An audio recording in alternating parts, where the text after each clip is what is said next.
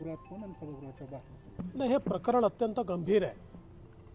ज्यावेळी याचे काही पुरावे माझ्याजवळ आले त्यावेळी मी ते सभागृहात याकरताच मांडले की समजा पोलीसमधलेच लोक अशा प्रकारे जर काम करणार असतील आणि अशा प्रकारच्या गंभीर गुन्ह्यांमध्ये सहभागी होणार असतील तर कायदा आणि सुव्यवस्था राहील कशी. आणि म्हणून हा सगळा विषय मी सातत्याने मांडत होतो. परंतु दुर्दैवाने सरकारच्या वतीनं केवळ त्यांना त्या ठिकाणी पाठीशी घालण्याचंच काम हे सातत्याने होत होतं.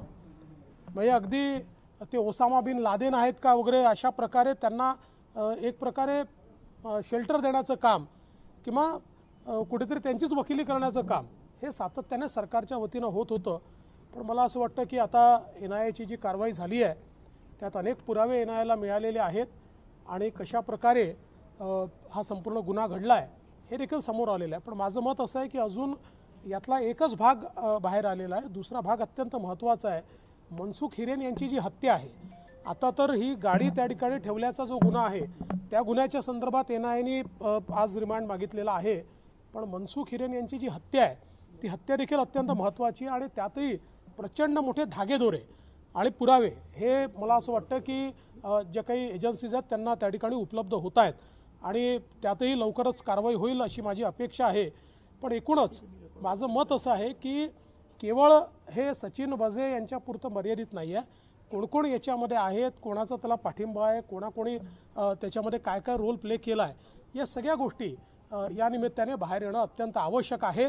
मला असं वाटतं की आता ही नुसती सुरुवात झाली आहे आणि सगळ्यात महत्त्वाचा प्रश्न यात हा देखील उपस्थित होतो की सचिन वाझे हे माननीय उच्च न्यायालयाच्या आदेशाप्रमाणे निलंबित होते आणि ज्यावेळेस मी मुख्यमंत्री होतो आणि माझ्याकडे गृह खातं होतं त्यावेळी अशा प्रकारचा आग्रह शिवसेनेच्या नेत्यांनी धरला होता की त्यांना पुन्हा घेतलं पाहिजे.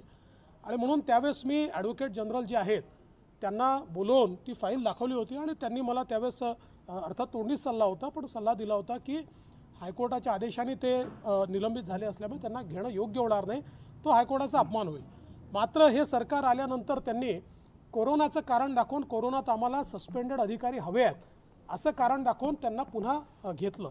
पण घेतलं तरी त्याच्यामध्ये सगळ्यात महत्त्वाचं काय आहे तर क्राईम इंटेलिजन्स युनिट हे मुंबई पोलिसांचं सगळ्यात महत्त्वाचं युनिट आहे आणि या युनिटचा प्रमुख हा नेहमी एक PI दर्जाचा व्यक्ती असतो. यांना घेतल्यानंतर रातोरात PI दर्जाचा व्यक्ती हा ट्रान्सफर करण्यात आला आणि API दर्जाचे जे सचिन वाझे आहेत यांना त्याचा पूर्ण चार्ज देण्यात आला आणि त्यानंतर मुंबईतली कुठलीही त्या ठिकाणी केस असो ती प्रत्येक केस ही मात्र त्यांच्याचकडे जाईल अशा प्रकारचं एक त्या ठिकाणी काम सुरू झालं. आणि म्हणून त्यांचं जे वाढतं महत्त्व होतं, सरकारचा जो वाढता पाठिंबा होता किंवा जो सरकारचा वाढता विश्वास त्यांच्यावर होता, ते शिवसैनिक झाले होते म्हणून होता की त्याला काय कारण होतं मला माहिती नाही, परंतु या विश्वासामुळे त्यांना हे लक्षात आलं की आपण काहीही करू शकतो. आणि अशा या ॲटिट्यूडमधनं मला असं वाटतं की हे काम या ठिकाणी झालेलं आहे हे अत्यंत गंभीर आहे आणि मला असं वाटतं की या संदर्भात आता अजून पुढे भरपूर कारवाई होण्याची अपेक्षा आहे. पण सर, या सगळ्या तपासात यंत्रणा खरं तर पुढे आलेल्या आहेत. मुंबई पोलिसांवरती अविश्वास दाखवण्यात आलेला असा एकूण आरोप सुद्धा केला जातो. मला असं वाटतं की याच्यामध्ये बॉम्ब हा ज्यावेळेस ठेवला जातो त्यावेळेस NIAचं काम अशा प्रकारे येतं. कारण याच्या पाठीमागचा घटनाक्रम जर आपण बघितला तर त्यामध्ये वेगवेगळ्या प्रकारे धमकी देणं आणि सगळ्या गोष्टी त्याच्यामध्ये आल्या. पण प्रश्न हा कोणावर अविश्वास दाखवण्याचा नाही आहे. मात्र यातली महत्त्वाची गोष्ट काय आहे, आज जे अटकेत आहेत तेच याचे आय होते. म्हणजे हे देखील किती गंभीर आहे की इतकी मोठी घटना झाल्यानंतर ज्यांनी घटना घडवली असा आरोप आहे तेच जर इन्व्हेस्टिगेटिंग ऑफिसर असतील तर कसं काय त्याच्यावर मला असं वाटतं की त्याच्यावर कारवाई करता येईल. त्यामुळे मला वाटतं आता इतके पुरावे आल्यानंतर मग मुंबई पोलिसांवर अविश्वास, मग तो महाराष्ट्रद्रोह, मग ते सेंटर त्याच्यामध्ये, असं बोलणाऱ्यांना जरा एकदा स्वतः आरशात बघितलं पाहिजे की इतका भयानक जर कोणी वागत असेल तर यातनं काय मुंबई पोलिसांची जी काही एवढी मोठी इमेज आहे आणि देशातलं सगळ्यात चांगलं पोलीस फोर्स मानलं जातं त्या पोलीस फोर्सची काय इमेज आणि चांगली होते की वाईट होते याचं देखील उत्तर त्या लोकांनी दिलं पाहिजे. संजय राऊत यांची अशी प्रतिक्रिया आली की फडणवीस यांना पोलीस जर अशी होत असतील तर ती गोष्ट गंभीर आहे. मला असं वाटतं की हे माझं विरोधी पक्षनेता म्हणून काम आहे अशा प्रकारची माहिती खरं म्हणजे मला घेऊन ते मांडायची आवश्यकताच पडायला नको. ती का मला पडली याचं उत्तर खऱ्यांदा संजय राऊत साहेबांनी दिलं पाहिजे की इतकी ढळढळीत अशा प्रकारची केस होते, पोलीस अशा प्रकारे कथित रूपानं प्लॅन करतात, पोलिसांच्या अशा या सगळ्या प्लॅनिंगमध्ये एका व्यक्तीची हत्या होते. या सगळ्या गोष्टी जर त्या ठिकाणी होत असतील आणि त्या सगळ्या गोष्टी दाबण्याचं काम होत असेल तर मला असं वाटतं की पहिल्यांदा त्या यंत्रणेला संजय राऊत साहेबांनी प्रश्न विचारला पाहिजे. मला ते काम येत आहे याबद्दल कुठलं तरी दुःख किंवा उद्वेग हा जाहीर करण्यापेक्षा हे असं का घडत आहे हे विचारण्याची गरज आहे. पण संजय राऊतांनी दुसरीकडे तुमचं कौतुकही केलं आहे, एका निष्णात वकिलासारखं तुम्ही ही संपूर्ण केस मांडलेली आहे. नाही, माझं ते कामच आहे. मी विरोधी पक्ष नेता आहे. जे काही मला त्या ठिकाणी दिसत आहे आणि समाजाच्या हिताचं आहे किंवा कुठे जर चूक घडत असेल तर ती चूक त्या ठिकाणी मांडणं हे माझं काम आहे. मी राज्याचा मुख्यमंत्री राहिलो आहे, मी गृहमंत्री राहिलो, मला प्रशासन माहिती आहे, मला गृह विभाग माहिती आहे, पोलिसांची काम करण्याची पद्धत मला माहिती आहे, मी अनेक वर्ष विरोधी पक्षात काम केलं आहे. त्यामुळे या सगळ्या गोष्टी मला मिळाल्यानंतर त्या उचित लॉजिकल एंडपर्यंत पोहोचल्या पाहिजे याकरता प्रयत्न मी सातत्याने करत होतो. टीआरपीच्या केसमध्ये त्यांचं काही याच्यामध्ये दिसतंय काही कारण बिहारमध्ये इंडियन मुजाहिदीनशी संबंधित जो माणूस आहे त्याच्याकडं मोबाईल सापडणं, त्यांनी टेलिग्राम तयार करून तो मेसेज पाठवणं. मला असं वाटतं की याच्यामध्ये खूप गोष्टी हळूहळू बाहेर येतील, कारण हा काही छोटा प्लॉट नाही, मोठा प्लॉट आहे आणि याच्यात अनेक लोक आहेत. याच्या पाठीमागचं कारण काय आहे, कोण कोण त्याच्यामध्ये सामील आहेत, अशा अनेक गोष्टी आता यातनं निश्चितपणे बाहेर येणार आहेत. सर, या सगळ्या याच्यामध्ये राज्य अस्थिर करण्याचा सुद्धा या सगळ्या प्रकरणामुळे प्रयत्न केला जातोय, हा एक आरोप लावला. हा अतिशय दूधखुळा आणि हास्यास्पद आरोप आहे. याचं कारण असं आहे की समजा इतकी भयानक घटना पोलीसमधले अधिकारी करत असतील आणि त्यांच्या ती सगळी घटना बाहेर आल्यानंतर ते तपास यंत्रणा जर त्यांना अटक करत असतील तर त्यातनं राज्य खिळखिळं करण्याचा प्रयत्न आहे की जे असं वागले आणि त्यांना जे प्रोटेक्ट करतायत ते राज्य खिळखिळं करतायत, हा माझा सवाल आहे. त्यामुळे मला असं वाटतं की पहिल्यांदा त्यांना जाब विचारला पाहिजे की यांना प्रोटेक्ट का केलं. पहिल्यांदा हा जाब विचारला पाहिजे की त्यांना घेतलं का, बरं घेतलं तर त्यांना इतकं महत्त्वाचं पद का दिलं, काय तुमचं असं अडलं होतं की त्यांना ते पद दिल्याशिवाय तुम्हाला बरं वाटत नव्हतं, किंवा काय त्यांचे तुमचे काय धागेदोरे होते की सातत्याने फक्त तुम्हाला एकच माणूस त्या ठिकाणी दिसत होता. मी तर ते सचिन वाझे काळे का गोरे पाहिले नाही, मी त्यांना फक्त टीव्हीवरच बघितलेलं आहे, मी कधी त्यांना भेटलो नाही किंवा त्यांच्या विरुद्ध माझ्या मनात कुठलीही दुर्भावना देखील नाही. पण हे जे काही ढळढळीत आपल्याला या ठिकाणी दिसत आहे हे मात्र मी कसं डोळे बंद करून बघू.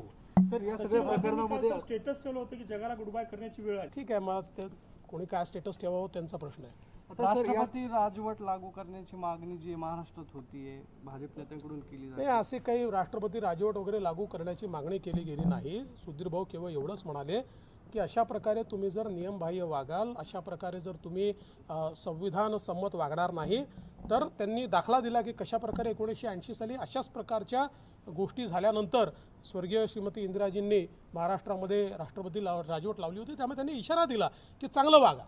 आता सर, या सगळ्या प्रकरणामध्ये सचिन वाझेंच्या नार्को टेस्टची सुद्धा मागणी काही आपल्या पक्षातील आमदारांनी केली, त्यासोबतच गृहमंत्र्यांनी राजीनामा द्यावा, ही मागणी तुम्हीही करताय. मला असं वाटतं की आता तपास यंत्रणांना काम करू दिलं पाहिजे. तपास यंत्रणांनी या संदर्भात काय निर्णय करायचा तो तपास यंत्रणांनी केला पाहिजे. मात्र एक गोष्ट निश्चित आहे की सरकार असेल किंवा मंत्री असतील, मुख्यमंत्री असतील, या सगळ्यांच्या समोर एक प्रश्नचिन्ह तर यांनी निर्माण झालंच आहे.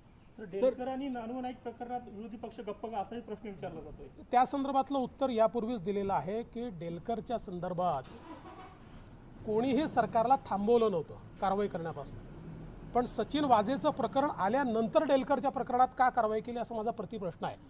तोपर्यंत काय सरकार झोपलं होतं, तोपर्यंत का कारवाई त्या ठिकाणी केली नाही. आणि दुसरा प्रश्न या ठिकाणी असा देखील उद्भवतो, हे जे काही बोललं जात आहे, आता 2 शेतकऱ्यांनी आत्महत्या केली आणि मुख्यमंत्र्याचं नाव चिठ्ठीत लिहिलं, तर याचा अर्थ काय, आम्ही ही मागणी करायची की आता मुख्यमंत्र्यांवर त्या ठिकाणी कारवाई करा, आणि आम्ही मागणी केली नाही तर काय त्याचा अर्थ असा आहे की आता आम्ही का चूप आहोत. त्यामुळे या गोष्टी ज्या आहेत, ज्यावेळेस सरकार अडचणीत येतं त्यावेळेस अशा प्रकारे सांगण्यात येतं. अन्वय नाईक यांच्या प्रकरणामध्ये मी आधी सांगितलं की ती अतिशय आम्हाला देखील त्याचं दुःख आहे त्या सगळ्या प्रकरणाचं, पण त्या संदर्भात सर्वोच्च न्यायालयाचा आदेश आल्यानंतर जर कोणी त्याला प्रतिप्रश्न करत असेल तर मला असं वाटतं की मग सर्वोच्च न्यायालयावर त्या व्यक्तींचा विश्वास नाही आहे. शरद पवारांनी भाकीत केलंय की आसाम वगळता भाजपाचा पराभव होईल. असं भाकीत हे लोकसभेपूर्वी अनेक नेते करत होते की भारतीय जनता पक्षाला केवळ 180 जागा मिळतील, पण आधीपेक्षा जास्त जागा भारतीय जनता पक्षाला मिळाल्या. या निवडणुकांमध्येही भारतीय जनता पक्ष हा सर्वात विजेता पक्ष म्हणून या ठिकाणी आपल्यासमोर येईल, हा मला विश्वास आहे. सर हिंदी एकच मिनिट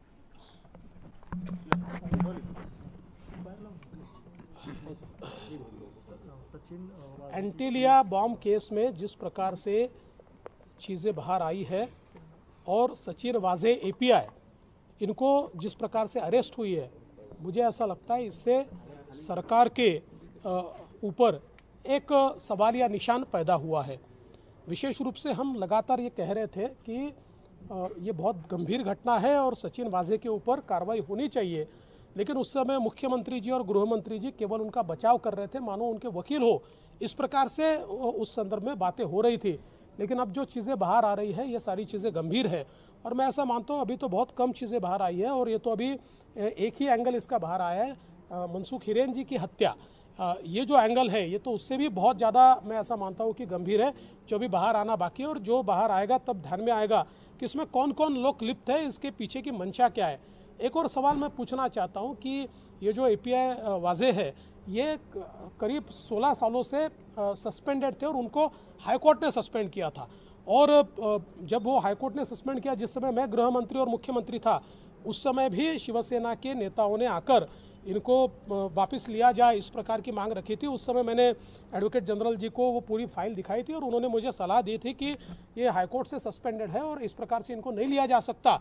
लेकिन बावजूद उसके जैसे ये नई सरकार आई तो नई सरकार ने कोरोना का बहाना देकर उनको वापस लिया और केवल वापस नहीं लिया तो जो क्राइम इंटेलिजेंस यूनिट है, जो मुंबई पुलिस का सबसे महत्वपूर्ण अंग है और जिस पर हमेशा पीआई रहता है उसका प्रमुख, तो रातों रात पीआई को हटाकर जो 16 साल से सस्पेंडेड है ऐसे एपीआई को उसका प्रमुख बनाया गया और सारी जितने उसके बाद प्रमुख केसेस है वो भी केसेस उनको दी गई। और ये भी यहाँ पर मैंने बताना चाहिए कि जिस समय वो सस्पेंडेड थे उस समय शिवसेना में उन्होंने प्रवेश किया था, शिवसेना के प्रवक्ता के रूप में भी उन्होंने काम किया था। तो ये सारी चीज़ें जो है एक प्रकार से केवल मुझे ऐसा लगता है कि अपने हित के लिए इस प्रकार का कार्य ये बहुत ही गलत बात है और इसमें से हमारे सरकार की, हमारे पुलिस की इमेज भी खराब होती है और इसमें सत्य अभी आधा ही बाहर आया है। हम अपेक्षा करते हैं कि पूरा सत्य जल्दी बाहर आए।